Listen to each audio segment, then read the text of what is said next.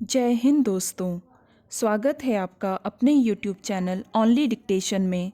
दोस्तों, आज की डिक्टेशन आपको 80 शब्द प्रति मिनट और 90 शब्द प्रति मिनट की स्पीड से मिलेगी। आप जिस भी स्पीड में लिखना चाहते हैं लिख सकते हैं। तो चलिए शुरू करते हैं। 80 शब्द प्रति मिनट डिक्टेशन शुरू होगी 3 सेकंड बाद। लखनऊ के अकबर नगर की अवैध कॉलोनियों को ढहाए जाने संबंधी इलाहाबाद हाई कोर्ट के आदेश के विरुद्ध दायर याचिका की सुनवाई के दौरान सुप्रीम कोर्ट की इस टिप्पणी के गहरे अर्थ हैं कि सिर के ऊपर छत लोगों का मूलभूत अधिकार है। देश की पिछली जनगणना के आंकड़ों के आलोक में इस टिप्पणी का मानवीय महत्व कहीं बेहतर समझा जा सकता है। साल 2011 की जनगणना ने हमें बताया था कि देश में 17.5 लाख से अधिक लोगों के पास छत नहीं है। सर्दी, गर्मी और बरसात में वे फुटपाथों पर जीने को मजबूर हैं। पिछले 13 वर्षों में यह आंकड़ा घटा या बढ़ा, इसका पुख्ता प्रमाण तो हमें अगली जनगणना से ही मिलेगा। निसंदेह सरकारें इस समस्या से गाफिल नहीं हैं। प्रधानमंत्री नरेंद्र मोदी का सभी बेघरों को पक्की छत मुहैया कराने का संकल्प इसकी तस्दीक करता है। इस मामले में प्रयास भी हो रहे हैं, मगर विडंबना यह है कि एक तरफ निर्माण की कवायद हो रही है तो दूसरी ओर जगह जगह अवैध बस्तियों के ढहाए जाने से कई परिवार बेघर भी हो रहे हैं। ऐसे में शीर्ष अदालत का यह कहना बिल्कुल वाजिब है कि किफ़ायती दर पर घर मुहैया कराने में सरकारी नीतियों की नाकामी ने अवैध बस्तियों का विस्तार किया है। यह किसी एक प्रदेश या शहर की बात नहीं है।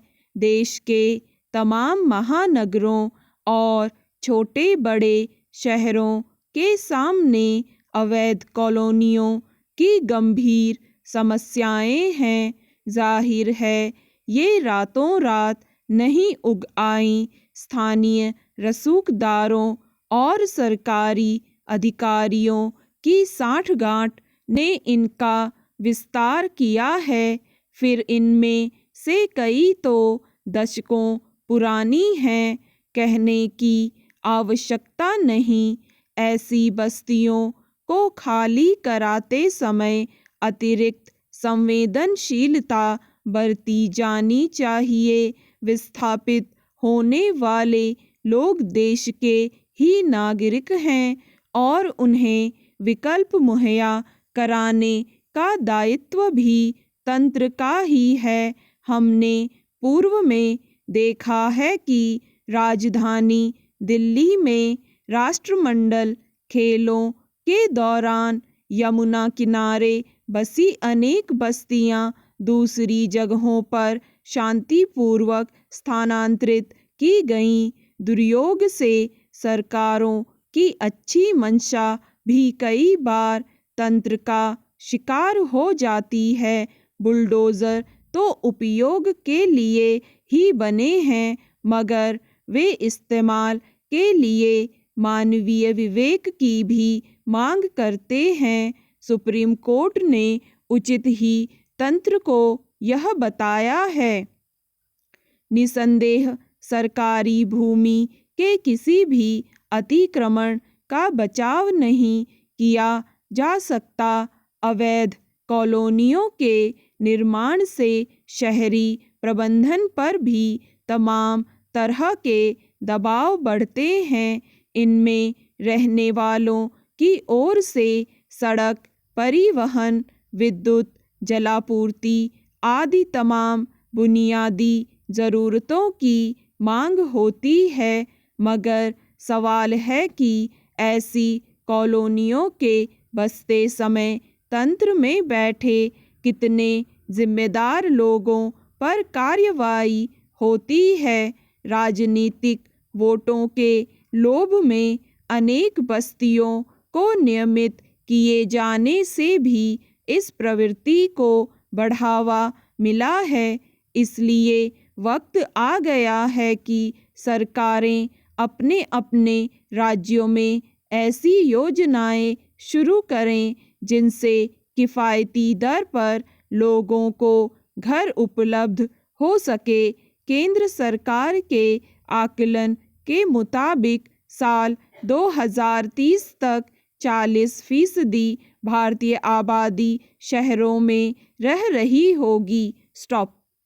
दोस्तों, अब यही डिक्टेशन आपको मिलेगी 90 शब्द प्रति मिनट की गति से 3 सेकंड बाद। लखनऊ के अकबर नगर की अवैध कॉलोनियों को ढहाए जाने संबंधी इलाहाबाद हाईकोर्ट के आदेश के विरुद्ध दायर याचिका की सुनवाई के दौरान सुप्रीम कोर्ट की इस टिप्पणी के गहरे अर्थ हैं कि सिर के ऊपर छत लोगों का मूलभूत अधिकार है। देश की पिछली जनगणना के आंकड़ों के आलोक में इस टिप्पणी का मानवीय महत्व कहीं बेहतर समझा जा सकता है। साल 2011 की जनगणना ने हमें बताया था कि देश में 17.5 लाख से अधिक लोगों के पास छत नहीं है। सर्दी, गर्मी और बरसात में वे फुटपाथों पर जीने को मजबूर हैं। पिछले 13 वर्षों में यह आंकड़ा घटा या बढ़ा, इसका पुख्ता प्रमाण तो हमें अगली जनगणना से ही मिलेगा। निसंदेह सरकारें इस समस्या से गाफिल नहीं हैं।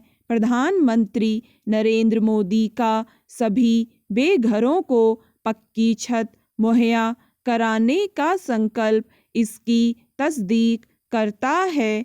इस मामले में प्रयास भी हो रहे हैं, मगर विडंबना यह है कि एक तरफ निर्माण की कवायद हो रही है तो दूसरी ओर जगह जगह अवैध बस्तियों के ढहाए जाने से कई परिवार बेघर भी हो रहे हैं। ऐसे में शीर्ष अदालत का यह कहना बिल्कुल वाजिब है कि किफ़ायती दर पर घर मुहैया कराने में सरकारी नीतियों की नाकामी ने अवैध बस्तियों का विस्तार किया है।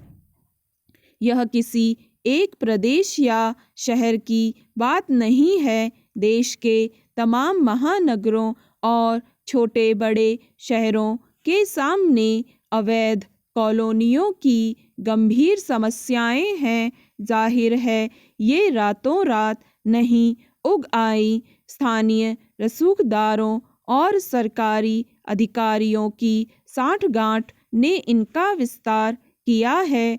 फिर इनमें से कई तो दशकों पुरानी हैं। कहने की आवश्यकता नहीं। ऐसी बस्तियों को खाली कराते समय अतिरिक्त संवेदनशीलता बरती जानी चाहिए। विस्थापित होने वाले लोग देश के ही नागरिक हैं और उन्हें विकल्प मुहैया कराने का दायित्व भी तंत्र का ही है। हमने पूर्व में देखा है कि राजधानी दिल्ली में राष्ट्रमंडल खेलों के दौरान यमुना किनारे बसी अनेक बस्तियां दूसरी जगहों पर शांतिपूर्वक स्थानांतरित की गईं। दुर्योग से सरकारों की अच्छी मंशा भी कई बार तंत्र का शिकार हो जाती है। बुलडोज़र तो उपयोग के लिए ही बने हैं, मगर वे इस्तेमाल के लिए मानवीय विवेक की भी मांग करते हैं। सुप्रीम कोर्ट ने उचित ही तंत्र को यह बताया है। निसंदेह सरकारी भूमि के किसी भी अतिक्रमण का बचाव नहीं किया जा सकता। अवैध कॉलोनियों के निर्माण से शहरी प्रबंधन पर भी तमाम तरह के दबाव बढ़ते हैं। इनमें रहने वालों की ओर से सड़क, परिवहन, विद्युत, जलापूर्ति आदि तमाम बुनियादी ज़रूरतों की मांग होती है।